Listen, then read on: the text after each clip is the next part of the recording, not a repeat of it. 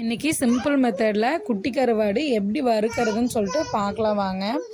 இது செம்மையாக இருக்கும். இந்த மாதிரி செஞ்சு பாருங்கள். சிம்பிள் மெத்தட் தான். எப்படி செய்கிறதுன்னு சொல்லிட்டு பார்க்கலாம் வாங்க.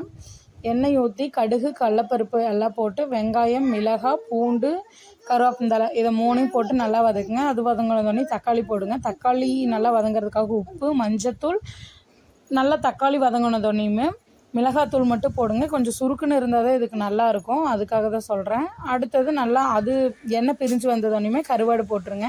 கருவாடு நல்லா வந்துட்டு வரன்னு ஆகணுங்க. அந்த அளவுக்கு வந்துட்டு அப்படியே விட்டுருங்க சிம்லேயே வச்சு. கொஞ்சம் வேகணும் இல்லையா, நம்ம வந்து ஒரு 5 தடவை கழுவிருப்போம், இருந்தாலும் வேகணும் அப்படிங்கிறதுக்காக விட்டுட்டேன் நான்.